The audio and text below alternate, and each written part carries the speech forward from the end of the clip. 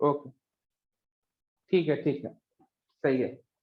चलो स्टार्ट करते हैं। तो देखो गॉस लॉ बहुत ध्यान से समझना, बहुत ध्यान से, ठीक है। देखो गॉस लॉ के बारे में सिंपल ये कहा जाता है कि मान लो कोई सा भी एक गॉसियन सरफेस है, ठीक है, गॉसियन सरफेस, और इधर हमारे पास Q1 चार्ज है, इधर मानो Q2, और इधर कोई Q3 चार्ज है, ठीक है। और इसके बाहर दो तीन चार्जेस हम मान लेते हैं, इधर Q4 और इस तरफ मानो Q5, ठीक है। तो सिंपल हमें ये बताया गया गॉस लॉ के हिसाब से कि जो फ्लक्स है वो सिंपल ये जो गॉसियन सरफेस के इंक्लोज मतलब इसके अंदर जो चार्ज का नेट सम होगा ना, वो डिवाइड बाई एप्सिलॉन नॉट के बराबर होगा। इसे हमने क्या कहा है, गॉसियन सरफेस। क्या कहा है, गॉसियन सरफेस। तो सिंपल फाई क्या हो जाएगा, summation of net charge enclosed charge divide by epsilon not. अब देखो यहाँ पे यदि मैं इनक्लोज्ड चार्ज का सम देखूं तो मुझे क्लियर कट दिखेगा कि जो इनक्लोज्ड चार्ज है वो Q1 प्लस Q2 और माइनस Q3 है ना, माइनस Q3 समझ में आ रहा होगा, और डिवीजन एप्सिलॉन नॉट हमें फ्लक्स जाएगा। एंड ये फ्लक्स इन चार्जेस की वजह से नहीं है, इस और इस दोनों चार्जेस की वजह से। भले ही इन दो चार्ज को हमने मतलब गॉसियन सरफेस के अंदर नहीं है, बट फ्लक्स में इन दोनों का भी कंट्रीब्यूशन होगा, ठीक है। तो जब भी हमें कभी गॉसियन सरफेस दिया जाए तो उस स्पेस में जितने भी चार्जेस प्रेजेंट होंगे उन सभी की वजह से फ्लक्स है, ठीक है, नोट करना ये।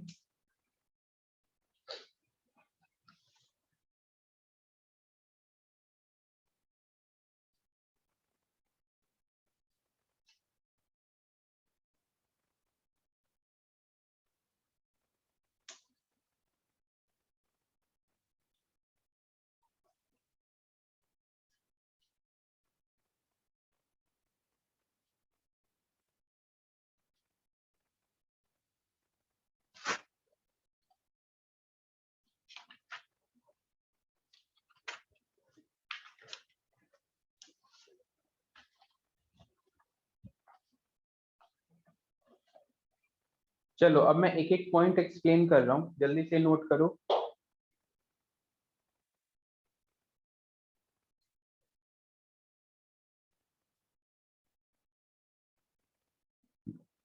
देखना मैं एक एक पॉइंट एक्सप्लेन कर रहा हूँ। पहला पॉइंट है, flux through Gaussian surface is independent of its shape. ये क्या कहा गया, मतलब सोचो, मान लो इसके जगह कोई मैं इस टाइप का स्ट्रक्चर, इस टाइप का कोई शेप ले लेता, तो क्या फ्लक्स के रिजल्ट में कोई चेंज आता, क्या सोच के देखो। इसके जगह मैं कोई रैंडम शेप ले लेता तो कोई चेंज नहीं आता, सही है ना। तो तुम्हें ये फर्स्ट पॉइंट समझ में आ गया होगा। सेकेंड पॉइंट है, flux through flux through Gaussian surface depends only on charges present inside the Gaussian surface. Simple समझ में आता है कि इस फॉर्मूले में जो हम क्यू रख रहे हैं वो क्या है, क्यू इनक्लोज्ड, मतलब गॉसियन सरफेस के अंदर जो चार्ज इनक्लोज्ड है उससे हमें मतलब है, सही है। सेकेंड पॉइंट भी समझ में आ गया होगा, ये इसका मैसेज करते चलो।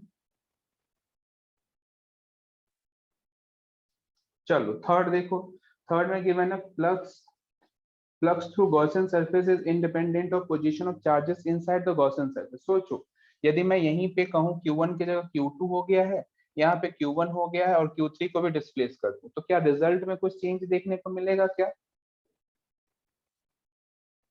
समझ में आया। तो I think first second third तीनों पॉइंट तो मैं अच्छे से समझ में आ गया होगा, ठीक है। अब हम आते हैं फोर्थ पॉइंट पे। फोर्थ पॉइंट देखना, फोर्थ पॉइंट काफी इंपॉर्टेंट है।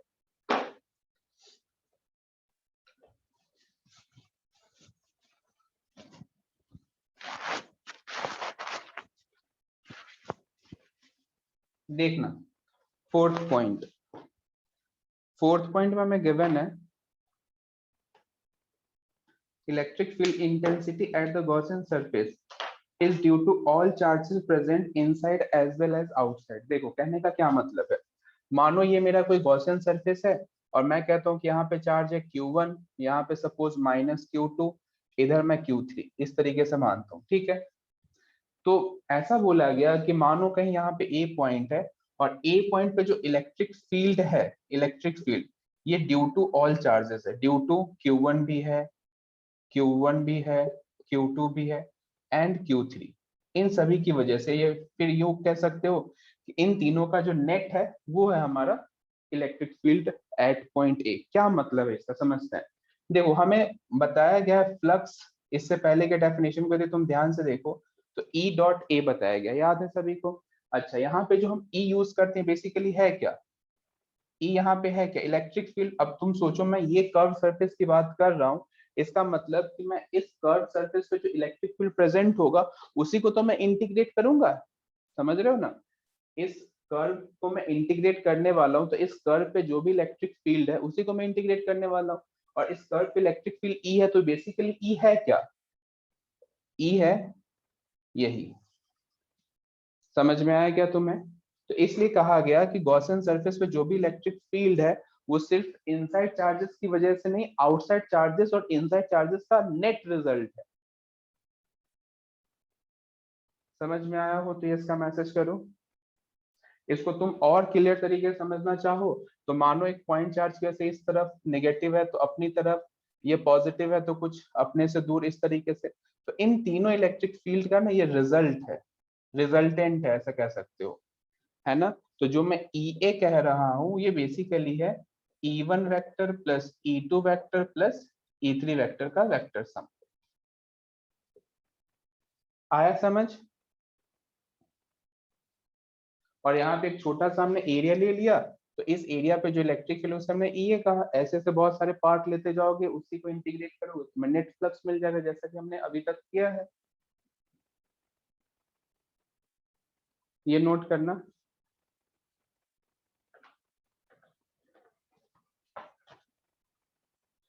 बस वेट करो, सॉलिड एंगल का भी हेल्प बताऊंगा, सब कुछ बताऊंगा, अभी तो स्टार्ट ही किया है।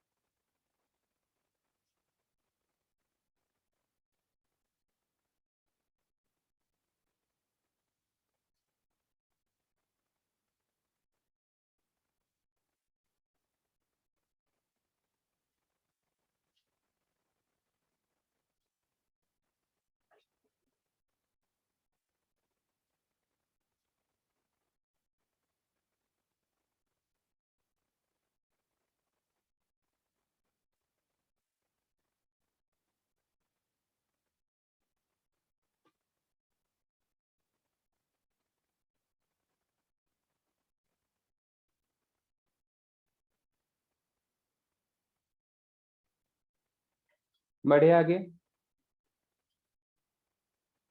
चलो नेक्स्ट पॉइंट देखेंगे।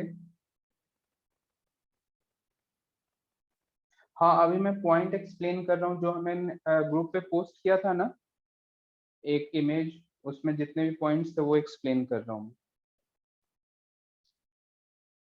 चलो आगे बढ़ते हैं।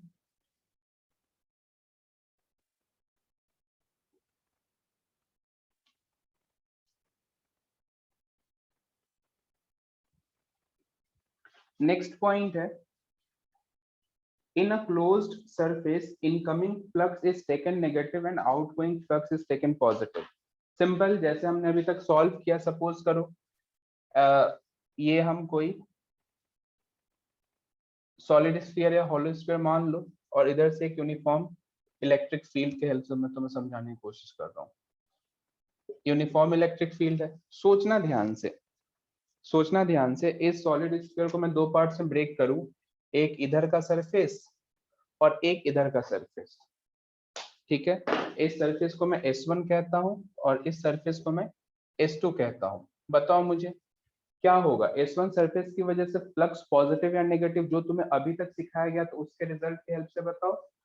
S1 सरफेस के through flux positive negative, negative, and S2 की वजह से कैसा रहेगा, पॉजिटिव। पता है हमें, क्योंकि इसका जो प्रोजेक्शन एरिया है उसका एरिया वेक्टर इस तरफ मिलेगा, समझ रहे हो ना, है ना। एरिया वेक्टर किस तरफ मिलेगा, इस तरफ, क्लोज सरफेस ही है, और इस हाफ की वजह से एरिया वेक्टर इधर मिलेगा। तो मैं कह सकता हूँ कि देखो ये देखा जाए तो इलेक्ट्रिक फील्ड ये इन कर रही है ना, और फिर यही इलेक्ट्रिक फील्ड आउट हो जाएगी इस सरफेस से।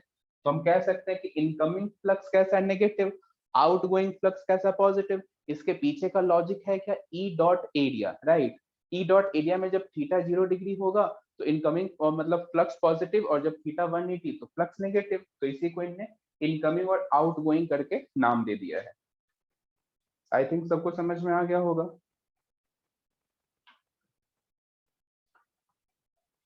हाँ ठीक है, चलो नेक्स्ट पॉइंट देखेंगे।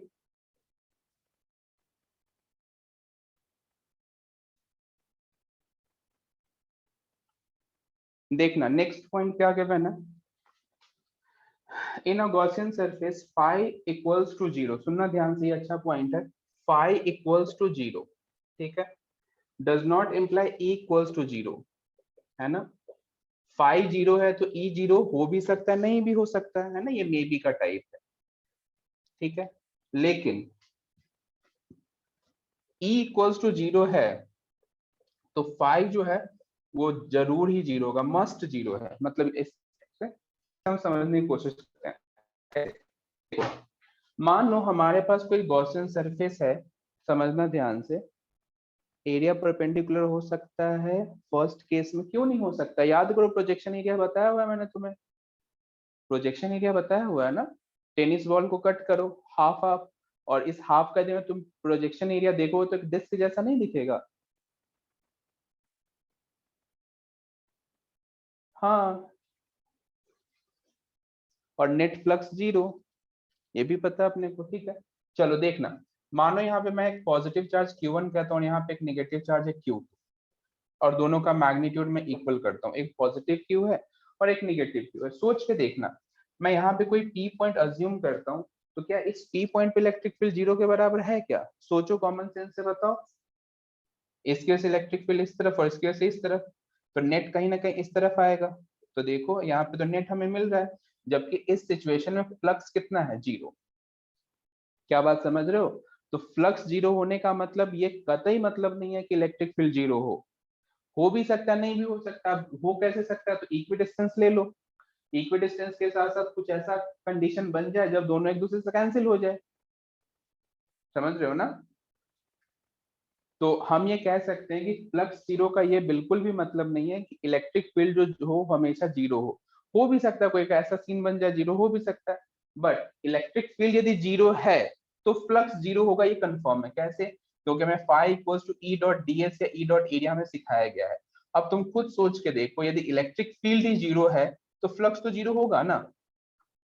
सोचो, इस एक्सप्रेशन में मैं कहता कि if electric field equals to 0 तो फ्लक्स तो कंपलसरी 100% 0 है। लेकिन इस केस में यदि फ्लक्स 0 है तो जरूरी नहीं कि इलेक्ट्रिक फील्ड 0 हो ही। क्या तुम्हें पॉइंट समझ में आया, तो यस का मैसेज करूं, चाहो तो नोट कर लो।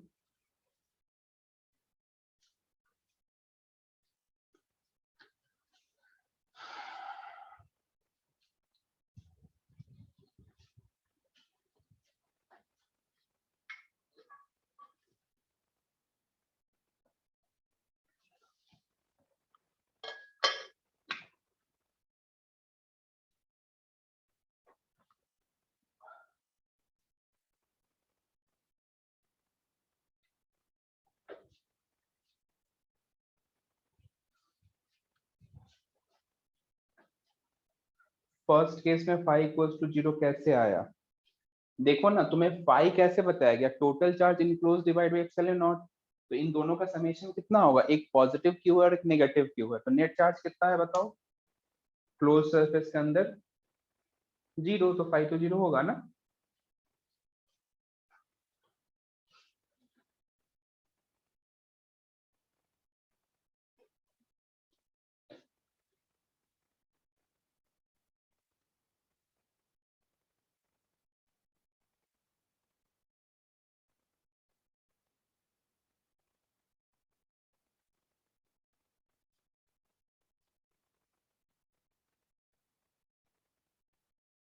आगे बढ़े,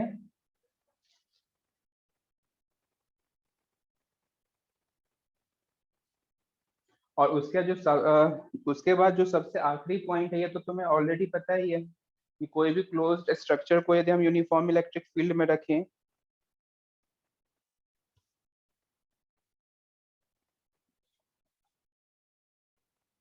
क्लोज स्ट्रक्चर को यदि तुम इलेक्ट्रिक फील्ड में प्लेस करो तो जितना इनकमिंग फ्लक्स है उतना आउट गोइंग है, तो नेट कितना हो जाएगा 0। क्या तुम्हें 8 समझ में आया?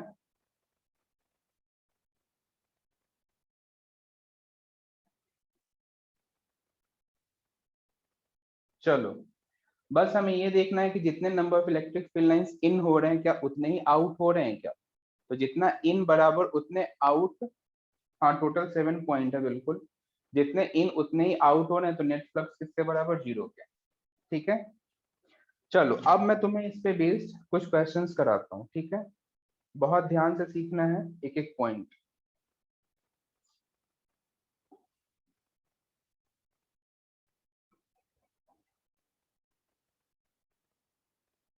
चलो एक क्वेश्चन लिखना, find the electric flux of a point charge, find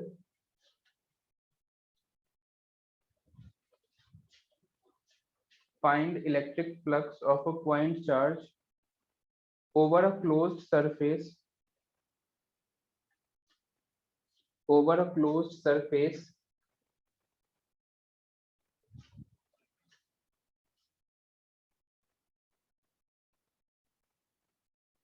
find electric flux of a point charge over a closed surface of arbitrary shape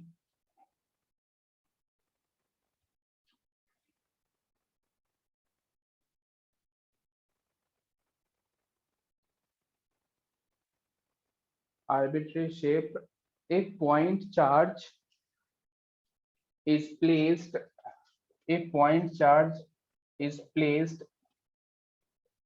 first case में इनसाइड और दूसरे केस में outside, inside and outside, inside the closed surface and outside the closed surface। मतलब समझ गए, हमारे पास एक single point charge है जिसे हमने किसी भी रैंडम क्लोज सरफेस के अंदर एक बार रखा और एक बार बाहर, तो इसकी वजह से हमें फ्लक्स बतानी है। तो तुम्हें इसका रिजल्ट तो पता ही है ना, जब अंदर होगा तो फ्लक्स कितना होगा बताओ, Q बाई एप्सिलॉन नॉट, और जब बाहर है तब कितना होगा 0, है ना। ये रिजल्ट हमें पता है, राइट, सही है ना। जब चार्ज अंदर है तो फ्लक्स कितना है Q बाई एप्सिलॉन नॉट, और जब चार्ज बाहर है तो कितना है 0। क्या रिजल्ट सभी को पता है क्या? ये इसका मैसेज करो। और मैं तुम्हें अब इसे प्रूफ करके दिखाऊंगा, ठीक है, कैसे है ये, ध्यान से सीखना, बहुत ध्यान से, बहुत इंटरेस्टिंग है। देखो, मानो कोई सा भी एक हम क्लोज सरफेस इस तरीके से अज्यूम करते हैं, ठीक है, और मैंने एक बार पॉइंट चार्ज सिंपली यहाँ पे प्लेस करा है, ठीक है, और इधर मैं कोई छोटा सा एरिया ले रहा हूँ इस तरफ, इधर छोटा सा एरिया डी एरिया है ये, ठीक है, और मानो कि इलेक्ट्रिक फील्ड इस तरफ और कुछ होगा इसका एरिया वेक्टर इस तरफ। सपोज कर लो इलेक्ट्रिक फील्ड और area vector different different side है और एंगल थीटा कुछ ऐसा मान लो रैंडम सा, एक जनरल केस हम डिस्कस करना चाहते हैं। सोचना, बहुत ध्यान से सोचना, बहुत ही ध्यान से।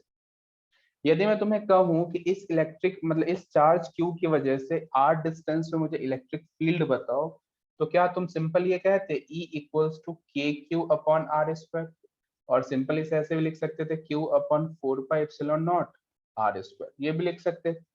उस छोटे से एरिया के लिए मैं यदि फ्लक्स लिखूं तो क्या लिखोगे, E डॉट एरिया का इंटीग्रेशन, E है कितना Q upon 4 pi epsilon naught R square, और एरिया सिंपल यहाँ पे डी ए लिख सकते हो, और इन दोनों के बीच एक एंगल है थीटा, तो तुम इसे कॉस थीटा कह लो। ठीक है, सोचना बहुत ध्यान से, राइट, बहुत ही ध्यान से। मानो यहाँ पे जो छोटा सा मैं पार्ट ले रहा हूँ इसे यदि मैं डी ए डैश कहता हूँ, तो क्या ऐसा मैं लिख सकता हूँ, डी ए डैश जो है वो basically D A cos theta के बराबर है। बोलो, ये चीज तुम्हें कराया हुआ है पहले, कह सकते हैं ना। तो सिंपल मैं लिख सकता हूँ डी फाई का इंटीग्रेशन फाई आएगा, और यहाँ से डी ए कॉस थीटा मतलब डी ए डैश लिख सकता हूँ तो Q upon 4 pi epsilon naught, यहाँ पे dA dash upon R square, ये कांस्टेंट है, बाहर निकाल लिया। और ये टर्म तुम्हें जाना पहचाना जैसा दिख रहा होगा, बोलो ये टर्म तुमने देखा हुआ है क्या? इसे मैं डी ओमेगा लिख सकता हूँ, बोलो। इसी को तुमने सॉलिड एंगल कहा था, याद करो। तो फाई इक्वल्स टू क्या होगा बताओ? Q upon 4 pi epsilon not integration of D omega. याद करो, तुम्हें सम इंपॉर्टेंट रिजल्ट्स में एक पॉइंट लिखाया गया था कि फॉर इंटरनल पॉइंट या फिर for point inside the closed surface solid angle कितना था? 4 पाई स्टेरेडियन, याद है क्या? तो मैं क्या इसकी जगह 4 पाई लिख सकता हूँ? सही है। तो सिंपल मेरे पास जो रिजल्ट आ रहा है, ध्यान से देखना, Q upon 4 pi epsilon naught into 4 पाई, ये कैंसिल हुआ और तुम क्लियरली देख सकते हो Q अपॉन एप्सिलॉन नॉट हमारे पास रिजल्ट है, जो कि गॉस लॉ का प्रूफ भी कह सकते हो। और इसे ऐसे भी हम समझ सकते हैं कि जो कुलाम्ब्स लॉ है, देखो हमने इलेक्ट्रिक फील्ड तो कुलाम्ब्स लॉ के हेल्प से लिखा ना, सिंपल। और फ्लक्स का जो बेसिक डेफिनेशन था उसके थ्रू मैंने सॉल्व किया, यहाँ पे मैंने गॉस लॉ कुछ भी यूज नहीं करा। तो देखो हम कुलाम्ब्स लॉ के हेल्प से गॉस लॉ तक पहुंच जा रहे हैं, और मैं गॉस लॉ से कुलाम्ब्स लॉ भी पहुंचाऊंगा आगे। तो एक तरह से देखा जाए तो गॉस लॉ और कुलाम्ब्स लॉ एक दूसरे, अच्छा हाँ, गॉस लॉ और गॉस लॉ और कुलाम्ब्स लॉ जो है ना, वो दोनों एक दूसरे की, ऐसे समझ लो कि मतलब सिमिलर, एक ही कॉइन के दो पहलू हैं, ऐसे समझ सकते हो, ठीक है। तो छोटे भाई बड़े भाई जैसा कहानी है, एक तरह से समझ सकते हो। तो ये तुम्हें समझ आ गया हो तो बताओ, नेक्स्ट पॉइंट देखें। बिल्कुल सही, बिल्कुल सही, इंटर रिलेटेड है।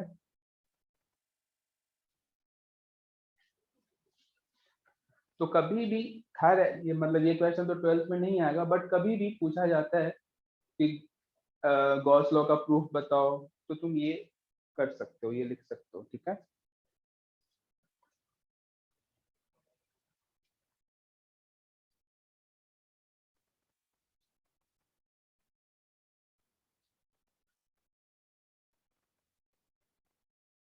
ट्वेल्थ में आई थिंक ये सब नहीं पूछा जाएगा। ट्वेल्थ में सॉलिड एंगल नाम ही नहीं सुनाया जाएगा। ये बस अपनी फीलिंग के लिए, मतलब कि अपने को सब कुछ अच्छे से समझ में आए, इसके लिए तुम्हें ये बताया गया है।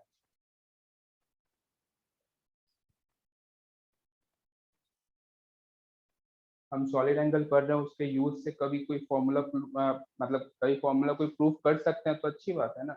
और चीजें सिंपल है, कुछ भी नया काम नहीं कर रहे हैं, जो पहले रिजल्ट हमने देखा था उसी को हमने थोड़ा यूज कर लिया, बाकी कुछ भी नहीं है। चलो आगे बढ़े क्या? अब इसी में नेक्स्ट पॉइंट था आउटसाइड पॉइंट के लिए, है ना। अभी तो हमने चार्ट को कहाँ रखा था? इनसाइड। नहीं बढ़ना है आगे, ठीक है, नोट करो।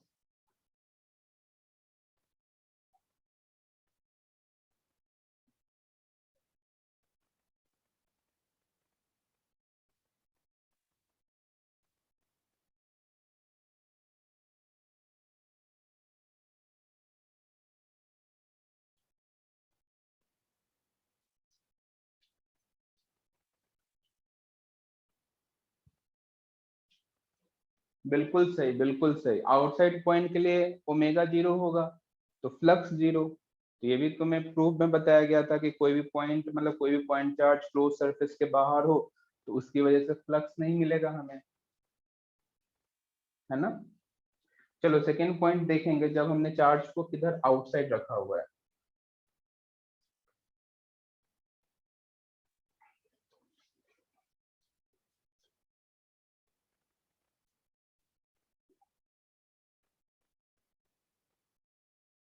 देखना,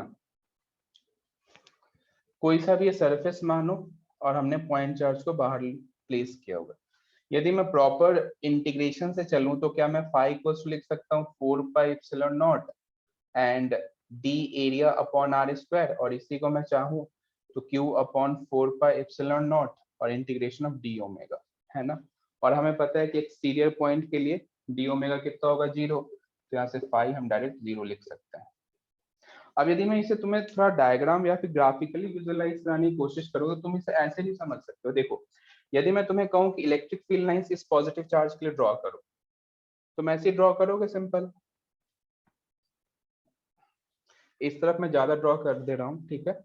बस समझने के लिए, ठीक है। इस तरफ मैं ज्यादा ड्रॉ कर रहा हूँ समझने के लिए, और बाकी कोई रीजन नहीं है। इसको हटा दो इधर से, ठीक है। सोचो ये हमारे पास एक इलेक्ट्रिक फील्ड लाइंस मैंने ड्रॉ किया है, ठीक है। एरो किधर होगा, बाहर की तरफ, पॉजिटिव चार्ज है इस वजह से। सोच के देखो, यदि तुम number of electric field lines count करो तो अंदर कितने जा रहे, 1 2 3 4 5 6। क्या 6 के 6 इलेक्ट्रिक फील्ड लाइंस इस सरफेस से बाहर भी निकल रही है क्या? सोच के देखो, जितनी इलेक्ट्रिक फील्ड लाइंस इस सरफेस के अंदर उतनी इलेक्ट्रिक फील्ड लाइंस इस सरफेस के बाहर।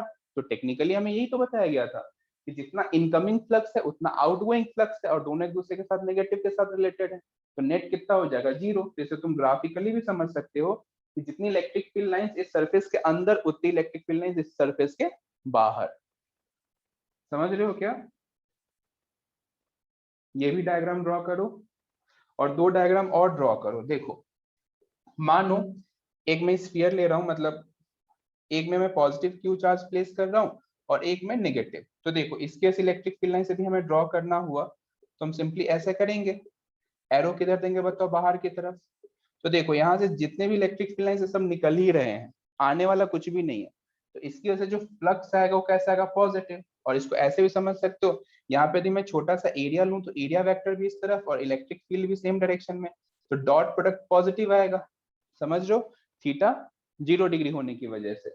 और दूसरे तरीके से देखो तो Q equals to Q enclosed upon epsilon naught, और Q कैसा पॉजिटिव तो फ्लक्स कैसा मिलेगा, पॉजिटिव। ऐसे भी समझ सकते हैं। यदि नेगेटिव चार्ज है तो यदि मैं इलेक्ट्रिक फील्ड लाइन से यदि हम ड्रॉ करें तो कुछ इस तरीके से ड्रॉ कर सकते हैं, इस तरीके से। अब इस तरीके से ड्रॉ करो तो तुम देखो यहाँ पे एक छोटा सा पार्ट में लेता हूँ, तो एरिया वेक्टर इस तरफ, इलेक्ट्रिक फील्ड अपोजिट डायरेक्शन में, तो यहाँ पे फ्लक्स कैसा मिलने वाला है, नेगेटिव। एक तो ये रिजल्ट है। दूसरा result, flux equals to Q enclosed upon epsilon naught, और तुम यहाँ क्लियरली देख सकते हो कि जो इस स्फीयर के अंदर चार्ज हमने इनक्लोज किया है वो कैसा है, नेगेटिव।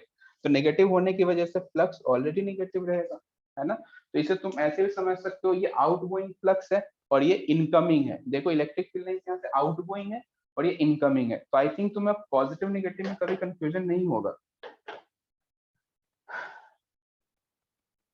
समझ रहे हो क्या? हमारे पास दो दो रिजल्ट है, कैसे? फ्लक्स के हमने दो डेरिवेशन कौन कौन से देखा, इलेक्ट्रिक फील्ड इनटू एरिया का प्रोडक्ट, और दूसरा Q enclosed upon epsilon not, है ना। तो जब क्यू पॉजिटिव तो फ्लक्स पॉजिटिव, जब क्यू इनक्लोज नेगेटिव तो फ्लक्स नेगेटिव। ये तीनों ही डायग्राम ड्रॉ करो।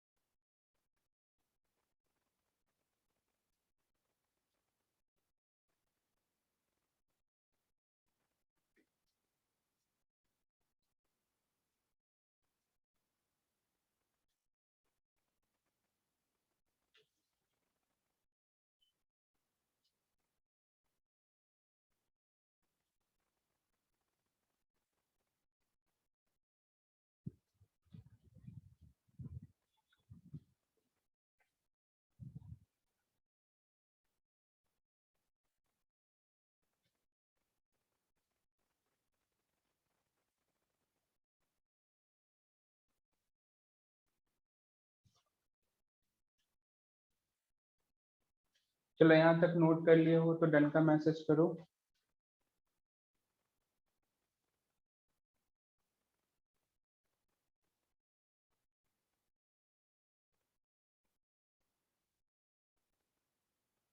हाँ समझ सकते हो ऐसे भी।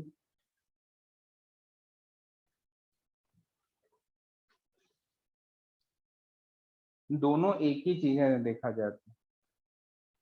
चलो आगे बढ़े।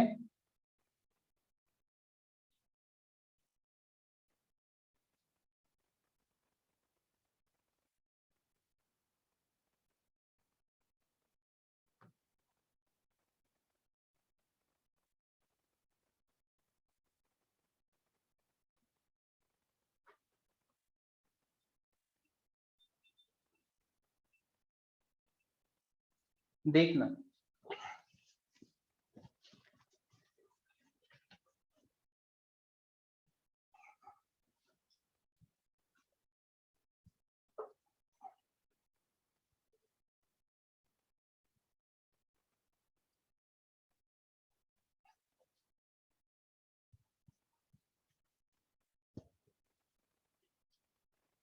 चलो अब कुछ क्वेश्चन सॉल्व करना स्टार्ट करेंगे।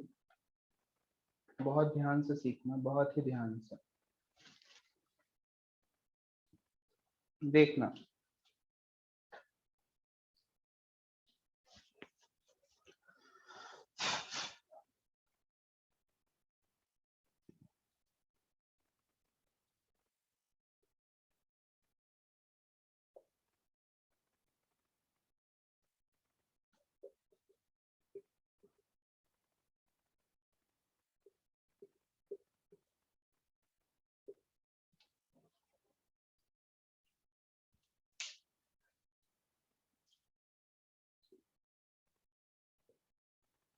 देखो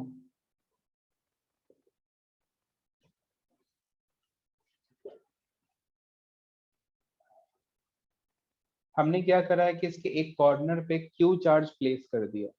एक क्यूब है, क्यूब के किसी कॉर्नर पे हमने क्यू चार्ज प्लेस कर दिया। हमसे जो क्वेश्चन पूछा गया वो ध्यान से देखना, बहुत ध्यान से।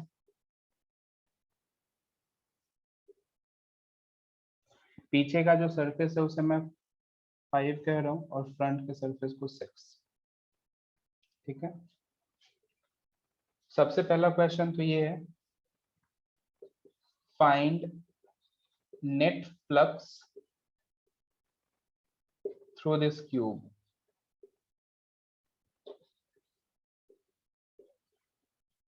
दूसरा, find flux through each surface.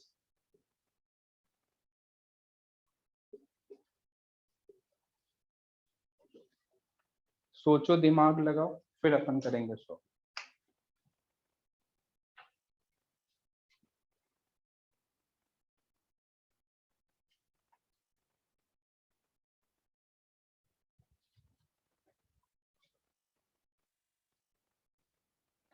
पहले का 0 क्यों है बताओ।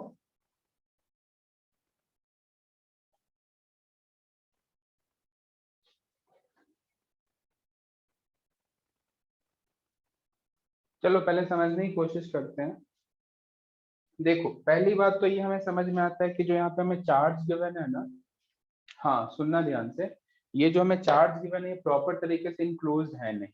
इतना तो कंफर्म समझ में आता है कि चार्ज का कुछ पार्ट इस क्यूब के अंदर है, कंप्लीट चार्ज तो नहीं है। सही है ना, कंप्लीट चार्ज इस क्यूब के अंदर नहीं है, कुछ पार्ट है। सोचो, यदि मैं मतलब मैं तुमसे एक सिंपल क्वेश्चन, जैसे देखो सॉलिड एंगल में तुमने किया हुआ है, अब उससे रिलेट करने की कोशिश करो। ठीक है, अब मैं जो बोल रहा हूँ ध्यान से सुनना। मैं तुमसे सिंपल ये कहना चाहता हूँ कि मुझे इस टाइप के और कितने क्यूब की रिक्वायरमेंट होगी जिससे कि ये चार्ज सेंटर में चला जाए या फिर क्यूब के अंदर चला जाए। सोचो।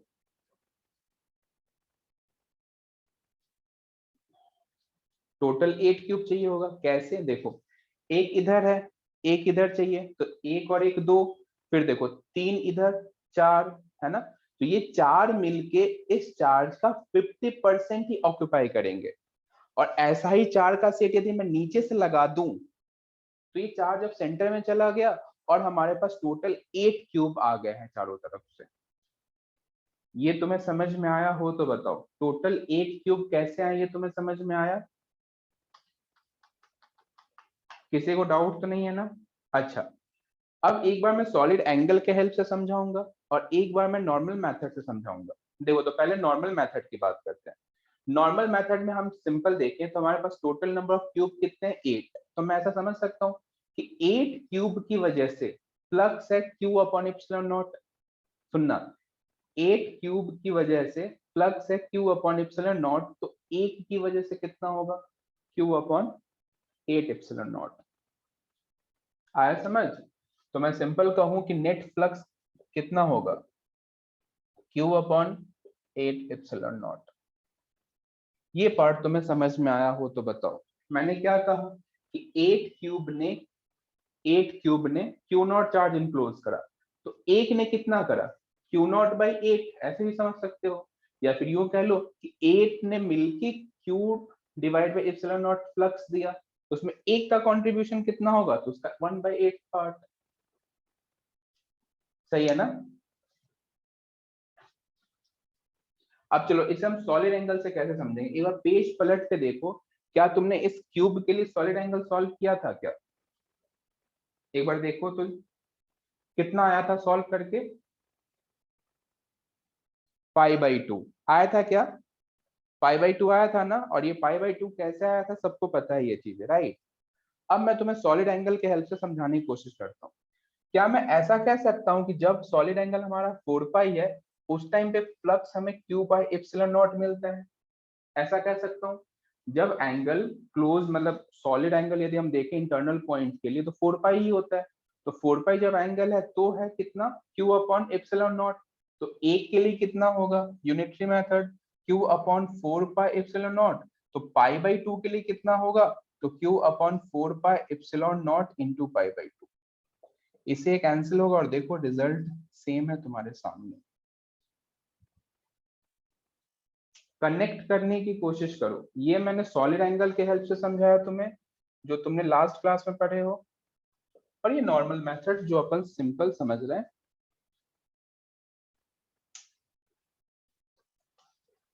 पहले बताओ, तुम्हें net flux through this cube समझ में आया क्या? तो ये इसका मैसेज करो।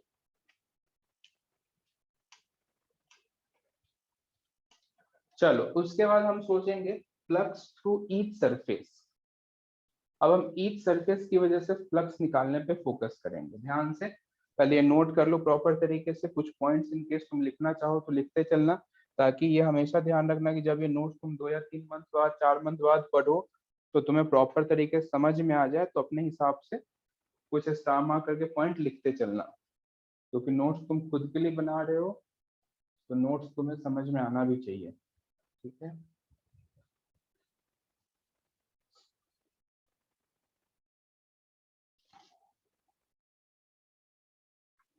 चलो उसके बाद नेक्स्ट पार्ट है find phi through each surface. ये बहुत इंपॉर्टेंट है, इसे हम ध्यान से समझेंगे।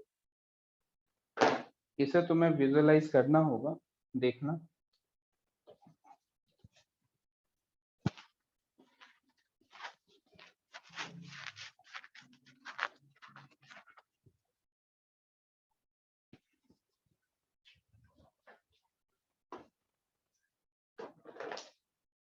बहुत ध्यान से सुनना, बहुत ही ध्यान से। यदि मैं तुमसे कहूं कि इसकी वजह से इलेक्ट्रिक फील्ड लाइंस ड्रॉ करके बताओ, पहले मैं क्या करता हूं,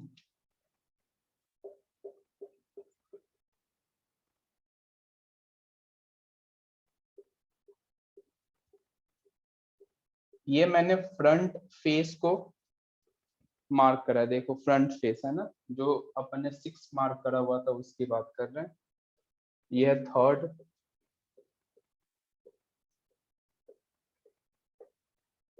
ध्यान से देखना। और जो नीचे का पार्ट है फोर्थ।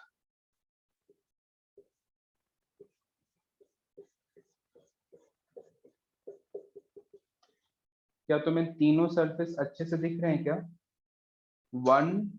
1 नहीं, कौन कौन सा? 6, 4 एंड 3। ये 3 सरफेस पे हम ज्यादा फोकस करने वाले हैं। 6, 4 एंड 3 दिख रहा है। ये फ्रंट का सरफेस है, ये जो सरफेस है फ्रंट का है, ठीक है। ध्यान से अब सुनना, यदि मैं तुमसे कहूं कि इलेक्ट्रिक फील्ड लाइंस हमें ड्रॉ करना है, बहुत ध्यान से, तो हम कैसे इलेक्ट्रिक फील्ड लाइंस ड्रॉ करते हैं?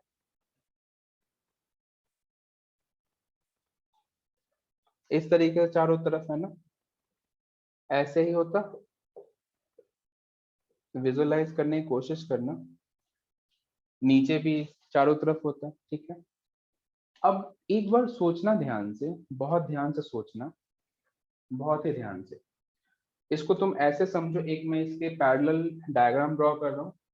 मान लो एक कोई पॉइंट चार्ज है जिसको हमने यहाँ पे प्लेस करा है, तो इसकी वजह से यदि मैं इलेक्ट्रिक फील्ड लाइंस ड्रॉ करने की कोशिश करूँ तो कुछ इस तरीके से हम कर सकते हैं इलेक्ट्रिक फील्ड लाइंस, ऐसे, ठीक है। और ये तुम्हें पता है कि electric field lines 3D space में है, भले ही हमें यहाँ 2D दिख रहा है बट ये 3D में है ना। मतलब लाइट सोर्स की तरह, जैसे बल्ब है तो बल्ब से लाइट चारों तरफ फैल जाती है, तो वैसा ही कुछ ऐसा हम समझेंगे, है ना। अब देखो मैंने क्या करा कि एक 2D स्ट्रक्चर में मैंने डिस्क ले लिया, बोर्ड पे मैंने चार्ज को रखा और बोर्ड पे ही मैंने इस टाइप का एक डिस्क ले लिया। ये है डिस्क मेरा, है ना। डिस्क है तो डेफिनेटली एक स्ट्रक्चर कैसा होगा, 2D।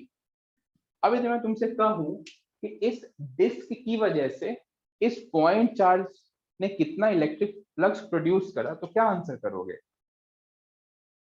पहले इस क्वेश्चन को सॉल्व करो।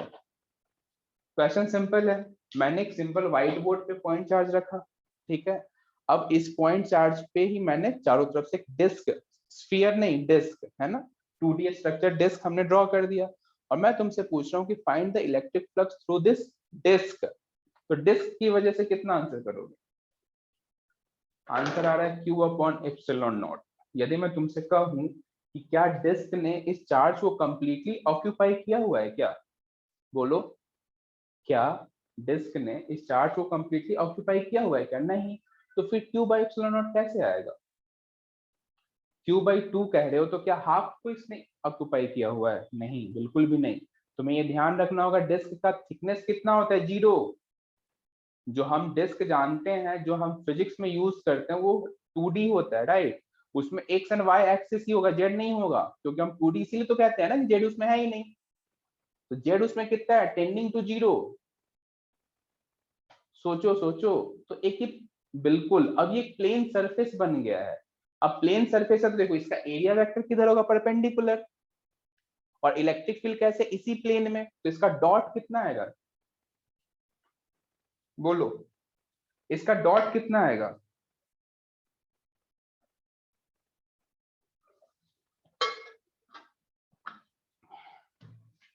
इसका डॉट कितना आएगा, 0। समझ में आया?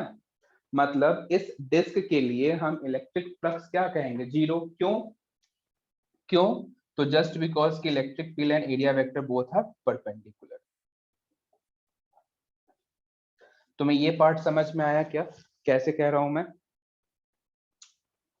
सभी को अच्छे से आया समझ कि डिस्क की वजह से एक पॉइंट चार्ज को यदि मैं उसका सेंटर पे रख दूं तो उसकी वजह से फ्लक्स कितना होगा?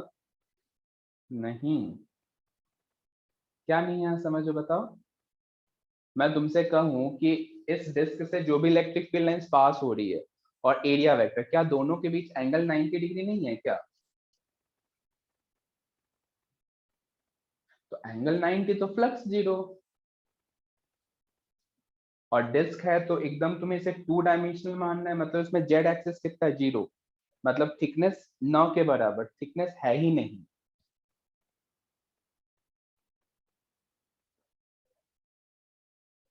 तुम इसे ऐसे भी समझ सकते हो कि अपने पास एक स्फीयर है ना, स्फीयर, उसे तुम इनफाइनाइट पार्ट्स में कट करो, इनफाइनाइट पार्ट्स में, तो उसका कोई एक पार्ट ना तुम्हें डिस्क दिखेगा, जो सेंटर वाला पार्ट है उसे तुम डिस्क कहोगे, राइट। अब तुम सोचो तुमने इनफाइनाइट पार्ट्स में ब्रेक करा है, तो उस डिस्क के हिस्से में कितना चार्ज आया होगा, लगभग 0 के बराबर। ऐसे ही सोच सकते हो, क्योंकि Q अपॉन इनफाइनाइट करोगे तो 0 ही आएगा ना। फील कर रहे हो क्या? हाँ, ओमेगा भी 0 है। ओमेगा तो नहीं, ये है 2D स्ट्रक्चर है तो हम यहाँ पे ओमेगा डिफाइन नहीं करेंगे। थ्री डी में हम करते हैं ना, थ्री डी में, ये तो टू डी स्ट्रक्चर है ना, टू डी है डिस्क। चलो अब हम इसके हेल्प से यहाँ पे समझने की कोशिश करेंगे।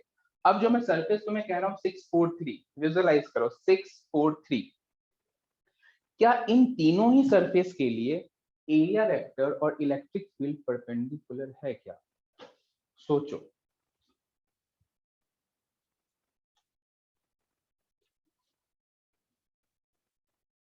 सोचो सोचो, विजुअलाइज करो। देखो इस सरफेस को तो तुम थर्ड को अच्छे से देख सकते हो क्योंकि हमें क्लियरली दिख भी रहा है, तीन इलेक्ट्रिक फील्ड लाइंस हमने ड्रॉ भी किया, तो फील्ड भी आ रही है कि हाँ ये इसी सरफेस से निकला, तो इसकी वजह से एरिया वेक्टर परपेंडिकुलर, तो डॉट जीरो आ जाएगा, राइट। सिमिलरली इस वाले फ्रंट सरफेस की वजह से भी फील करने की कोशिश करो, समझ में आएगा। सिमिलरली उधर भी, तो मैं कह सकता हूं कि flux due to surface 6, flux due to surface 4 and flux due to surface 3, इन तीनों की वजह से जीरो होगा। क्यों होगा? क्योंकि इलेक्ट्रिक फील्ड परपेंडिकुलर किसके है? एरिया वेक्टर के। ये समझ में आया हो तो इसका मैसेज करो।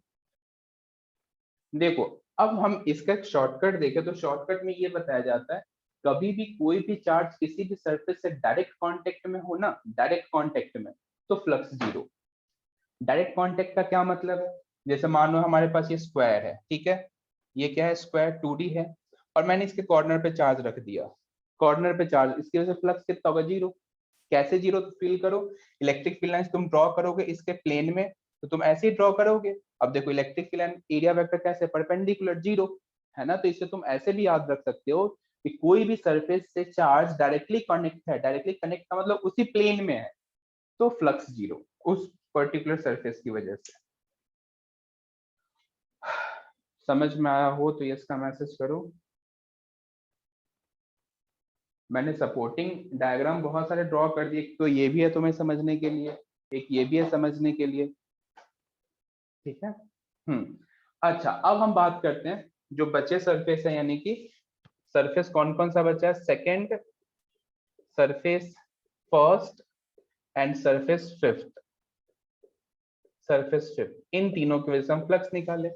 तो देखो इन तीनों को ध्यान से देखो तो कहीं ना कहीं सिमेट्रिकल अरेंजमेंट फॉर्म करते हैं, तीनों के तीनों जो 1 2 5 सरफेस है ना, ये कहीं ना कहीं सिमेट्रिकल अरेंजमेंट फॉर्म करते हैं। क्यों? क्योंकि स्ट्रक्चर तो हमारा क्यूब है। तो मैं ऐसा कह सकता हूँ कि इन तीनों सरफेस की वजह से जो फ्लक्स है, इन तीनों, क्योंकि देखो इन तीनों का कॉन्ट्रीब्यूशन तो जीरो है, तो मतलब जो हमने रिजल्ट देखा था Q by 8 एप्सिलॉन नॉट, ये मैं कह सकता हूँ कि ये इन तीनों सरफेस का कॉन्ट्रीब्यूशन है। तो इन तीनों सरफेस ने मिलकर इतना फ्लक्स दिया, तो इसमें एक का कंट्रीब्यूशन कितना होगा? Simple, Q by 24 epsilon not.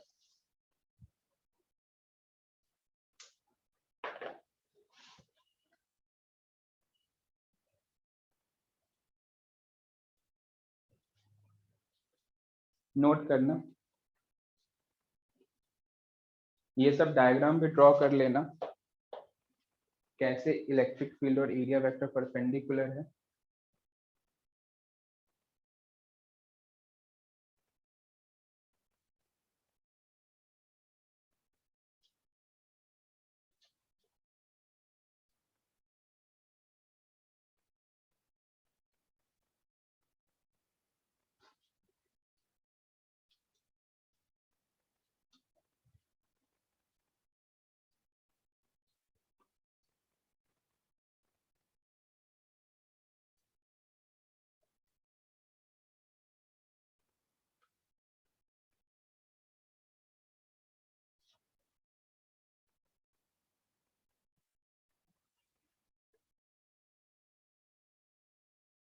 देखो सेकंड फिगर यही स्क्वायर है हमारे पास, सपोज करो, और स्क्वायर के कॉर्नर पे हमने एक चार्ज प्लेस कर दिया। अब इसकी वजह से हमसे फ्लक्स पूछा गया है, तो इस प्लेन में जो भी इलेक्ट्रिक फील्ड लाइंस है उसके लिए हमने डायग्राम ड्रॉ किया। तो इलेक्ट्रिक फील्ड और एरिया वेक्टर कैसे हैं? राइट एंगल 90 पे, तो फ्लक्स जीरो, है ना। और उसका लास्ट स्टेटमेंट हमने ये कहा कि surface third fourth and six की वजह से फ्लक्स जीरो है।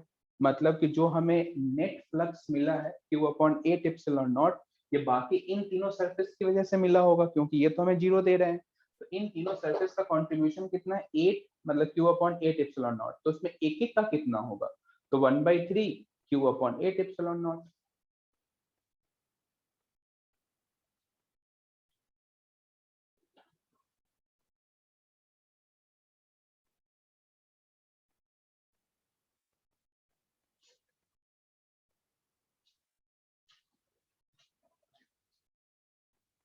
धीरे धीरे और अच्छे से क्लियर होगा, ये तो पहला ही डायग्राम है। डन का मैसेज करो, फिर हम नेक्स्ट डायग्राम देखते हैं। टाइम दो, सबको समझ में आ जाएगा, है ना।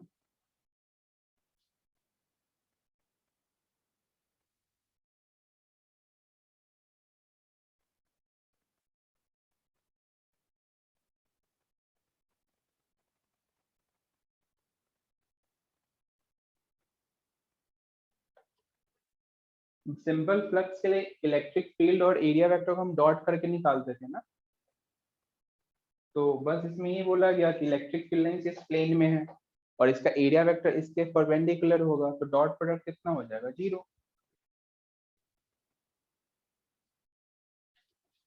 चलो आगे बढ़ेंगे, नेक्स्ट क्वेश्चन।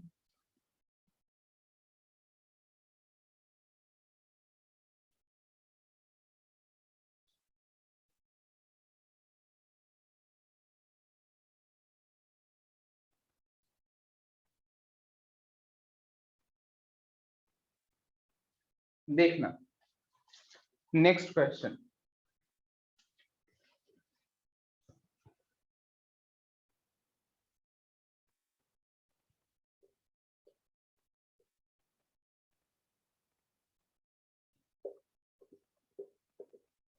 देखो फिर से हमारे पास क्यूब है और इस बार मैंने चार्ज को यहाँ पे प्लेस किया है, यहाँ पे नहीं, इसके एक फेस पे किया, फेस पे, है ना। चार्ज हमने कहाँ पे प्लेस किया, फेस पे। यहाँ पे क्यू चार्ज है, एक पॉइंट चार्ज। अब तुमसे पूछा गया है कि इस क्यूब की वजह से फ्लक्स कितना होगा और ABCD सरफेस की वजह से फ्लक्स कितना होगा।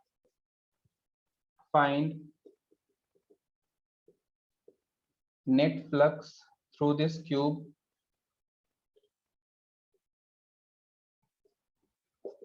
और दूसरा फाई ड्यू टू ABCD।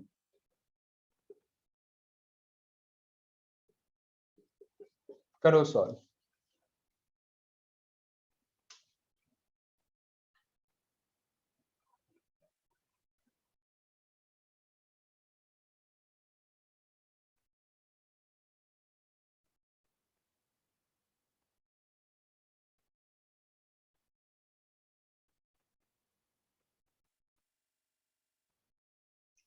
बिल्कुल सही आंसर है, बहुत ही बढ़िया।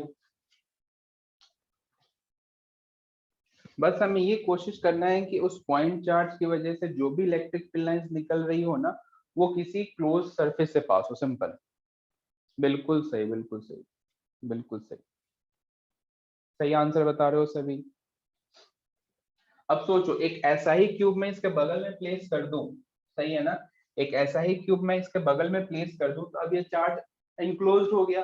अब जैसे ही चार्ज इनक्लोज्ड हुआ, तो फ्लक्स में क्या लिखूंगा, क्यू अपॉन एप्सिलॉन नॉट, लेकिन टू की वजह से, तो एक की वजह से कितना होगा, हाफ। तो मैं कहूँ तो नेट फ्लक्स जो मुझे दिखेगा, वो दिखेगा Q by two epsilon naught. और ABCD को ध्यान से देखो, यदि मैं इलेक्ट्रिक फील्ड लाइन यहीं पे ड्रॉ करने की कोशिश करता हूँ इस तरीके से, तो देखो इसके प्लेन में है, दिख रहा है तुम्हें, और एरिया वेक्टर इसके परपेंडिकुलर। तो यहाँ पे मुझे क्लियरली दिख रहा है कि इलेक्ट्रिक फील्ड और एरिया वेक्टर कैसा है, परपेंडिकुलर। तो यहाँ पे फ्लक्स कितना हो जाएगा, 0। मन में डाउट आ सकता है कि सर इस बार हमने बाकी सरफेसेस की वजह से क्यों नहीं सॉल्व किया, है ना, हमने सिर्फ इसी सरफेस की वजह से क्यों करा। तो इसका रीजन है कि देखो हमारे पास कैलकुलेशन तो लिमिटेड है, मतलब मैथमेटिक्स लिमिटेड है, और बाकी सरफेस में ये सिमेट्री नहीं बैठ रहा, इस वजह से हम देख भी नहीं रहे। ठीक है, जिस सरफेस में सिमेट्री बैठता है सिर्फ हम उसी के लिए सॉल्व कर पाएंगे, बाकी के लिए जहां सिमेट्री होगा ही नहीं, फिर तो हम आंसर ही नहीं कर सकते ना। इसलिए सिर्फ मैं एक इसी सरफेस के लिए पूछ रहा हूँ। दिख रहा है क्या तुम्हें।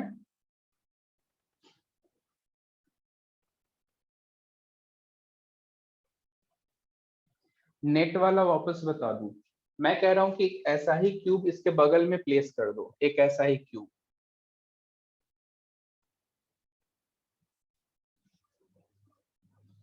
ऐसा क्यूब मैंने प्लेस कर दिया, तो क्या ये चार्ज अब सेंटर में चला गया, क्या ये चार्ज अब इन दोनों क्यूब ने अपने में इनक्लोज कर लिया हुआ है, सोचो।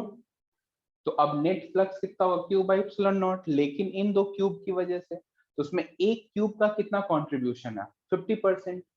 तो फ्लक्स एक क्यूब की वजह से कितना आएगा, Q upon two epsilon not.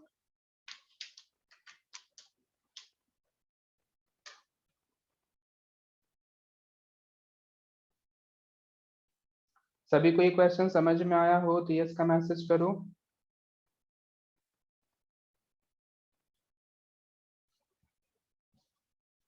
चलो बढ़िया, आगे बढ़ेंगे।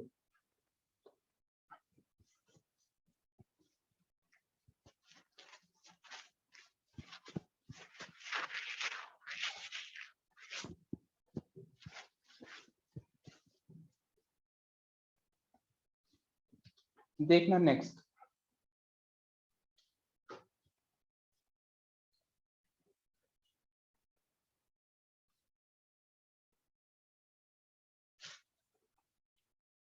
एक स्क्वायर प्लेट है हमारे पास और इससे ए नॉट या a/2 हाइट ऊपर हमने एक क्यू चार्ज को प्लेस किया है। a/2 हाइट ऊपर हमने क्यू चार्ज को प्लेस किया है। साइड लेंथ हमें a गिवन है, साइड लेंथ हमें a गिवन है और तुम्हें इसकी वजह से फ्लक्स पूछा गया है।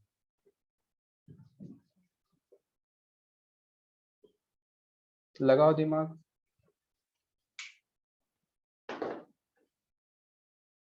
बढ़िया यार,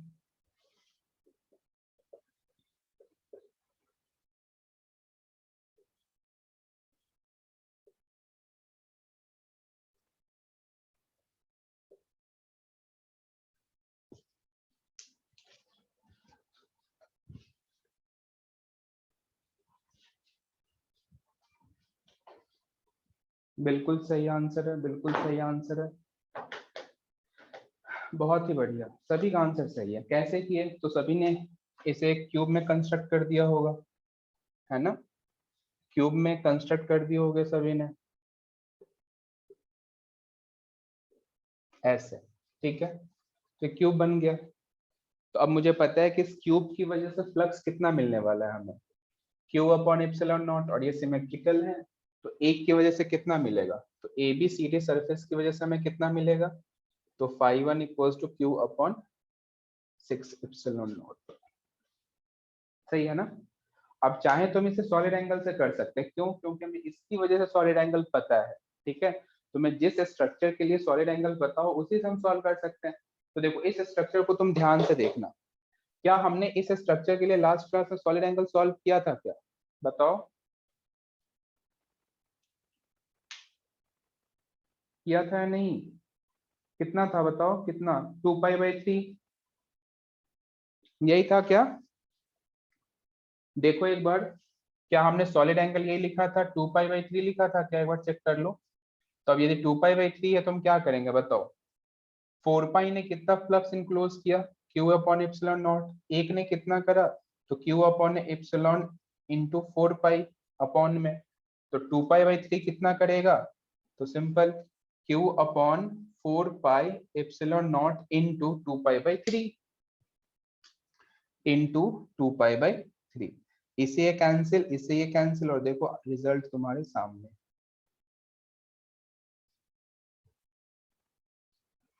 समझ में आया हो यस का मैसेज करो। तो ये हमने सॉलिड एंगल के हेल्प से सॉल्व कर लिया।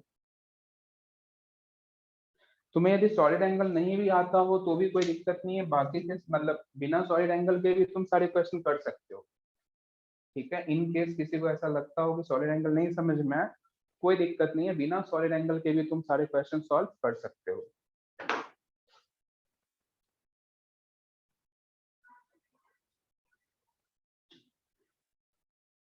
चलो ये क्वेश्चन सभी को समझ आ गया हो तो यस का मैसेज करो, नेक्स्ट देखेंगे। एक बार बिना सॉलिड एंगल के समझा दीजिए। देखो सिंपल, मैं तुम्हें एक सिंपल कह रहा हूँ कि ऐसे ऐसे हमारे पास यदि 6 सरफेस हो जाए तो क्या इस 6 सरफेस के हेल्प से मैं क्यूब कंस्ट्रक्ट कर सकता हूँ क्या, क्या इस चार्ज को मैं पैक कर सकता हूँ क्या, कर दिया पैक। तो 6 सरफेस ने कितना फ्लक्स दिया, 6 सरफेस ने मिलकर हमें फ्लक्स दिया Q upon epsilon not, 6 surface ने मिलके, तो एक कितना देगा, Q upon epsilon not upon 6, यही तो देगा, यही तो किया है, देखो ध्यान से।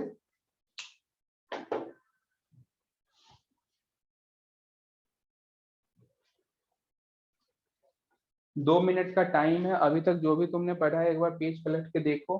फ्लक्स में आज हमने जो भी क्वेश्चंस किए हैं एक बार देखो समझो, फिर हम नेक्स्ट क्वेश्चन की तरफ मूव करेंगे। पहले जो भी क्वेश्चन अभी आज करे हो तुम्हें अच्छे से समझ में आ जाए तो बताओ।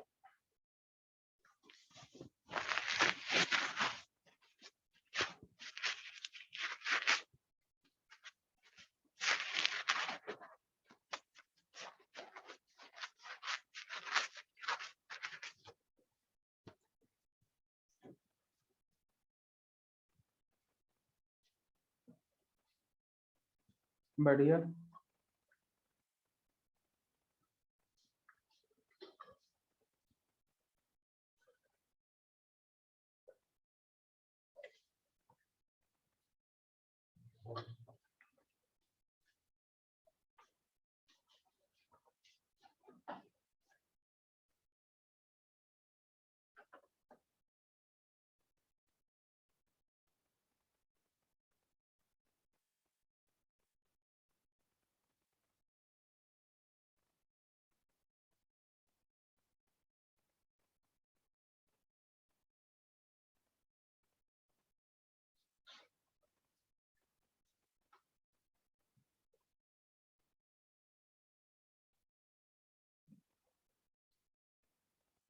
सभी को आया ना समझ?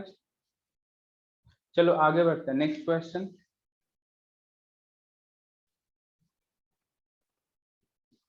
देखना next question.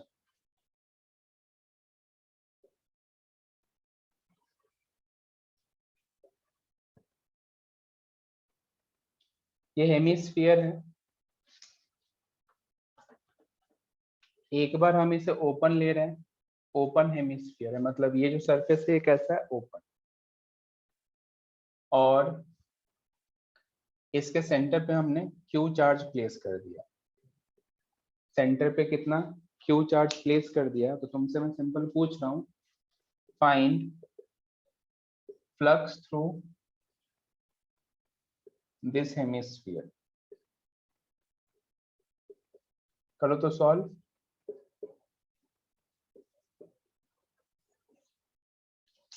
Find flux through this hemisphere.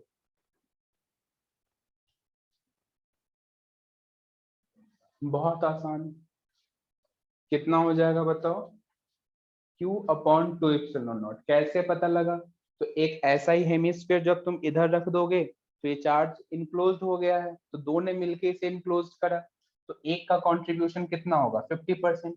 तो मैं कह सकता हूँ कि जो मेरा रिजल्ट है वो simple Q upon 2 epsilon not. समझ में आया क्या सभी को?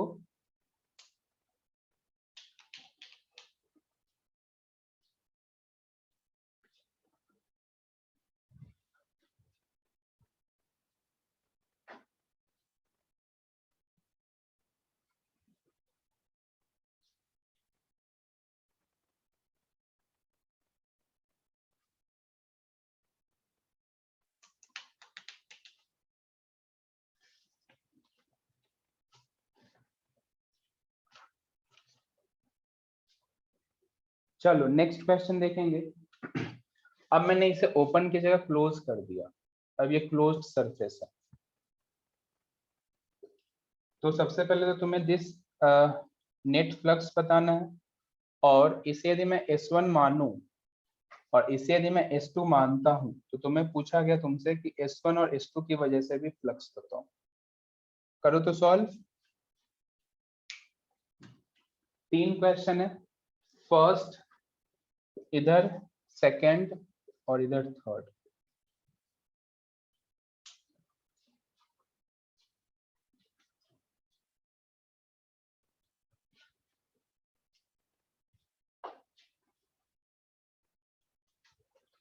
S1 के लिए 0 बिल्कुल सही आंसर है, बहुत ही बढ़िया। S1 के लिए 0 क्यों? क्योंकि सरफेस पे ही चार्ज है, राइट। S1 के लिए 0 बिल्कुल सही आंसर है। S2 के लिए कितना होगा? S2 के लिए जो नेट होगा वही होगा, Q अपॉन 2 एप्सिलॉन नॉट, और इसके लिए भी वही रिजल्ट आने वाला है। तो क्या इसका एक एक पार्ट तुम्हें अच्छे से क्लियर हो तो ये इसका मैसेज करो।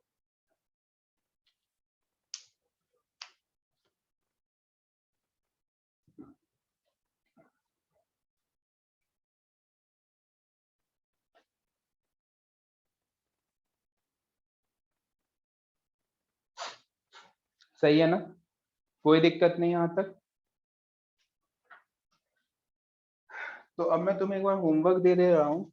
होमवर्क में क्या रहेगा, और इसे होमवर्क कल कंप्लीट करके आना, क्योंकि सबसे पहले अपन होमवर्क डिस्कस करेंगे, फिर एप्लीकेशन ऑफ गॉस लॉ पढ़ेंगे, ठीक है। तो सबसे पहले तो इलस्ट्रेशन 51 से 51 से लेके 59 तक, इलस्ट्रेशन 51 से लेके 59 तक, ठीक है।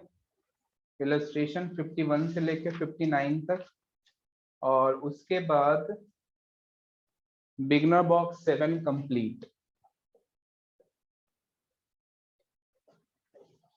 इलस्ट्रेशन 51 से 59 और बिगनर बॉक्स 7 कंप्लीट।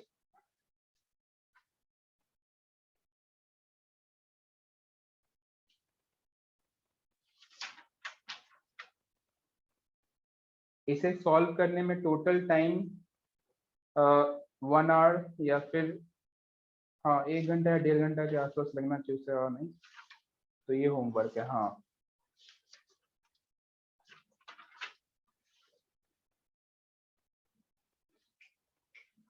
तो नेक्स्ट क्लास में हम क्या करने वाले हैं, एप्लीकेशन ऑफ, अभी एचसीवी नहीं, अभी नहीं, अभी नहीं, एक बार कल की क्लास कंप्लीट हो जाने दो, फिर एचसीवी सॉल्व करना स्टार्ट करना, अभी नहीं।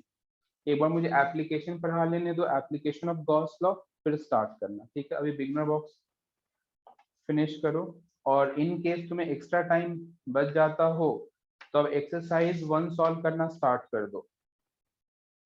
तुम अब एक्सरसाइज 1 में क्वेश्चन नंबर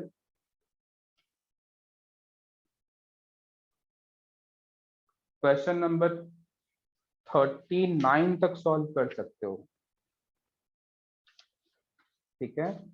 एक्सरसाइज 1 में तुम क्वेश्चन नंबर 39 तक सॉल्व कर सकते हो, 39 तक का कंटेंट हो गया है। एक्सरसाइज 1 में क्वेश्चन नंबर 39 तक का कंटेंट हो गया है। तो 5 क्वेश्चन पर डे या 10 क्वेश्चन पर डे के हिसाब से इसे भी सॉल्व करना स्टार्ट कर दो, ठीक है। कोई डाउट्स है तो बताओ। टेस्ट में इलेक्ट्रोस्टैटिक्स कंप्लीट आएगा बिल्कुल, गॉस लॉ वगैरह सब कुछ।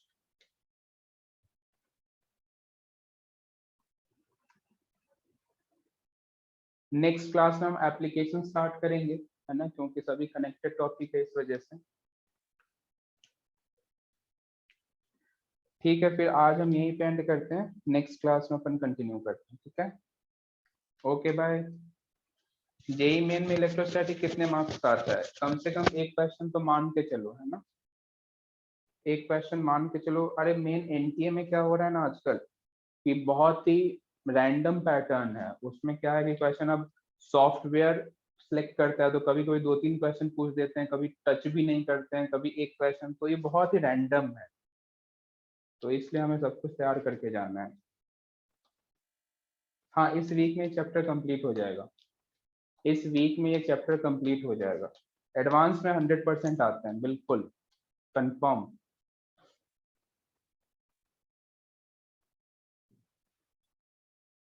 चलो ठीक है, फिर मिलते हैं नेक्स्ट क्लास में। Okay bye.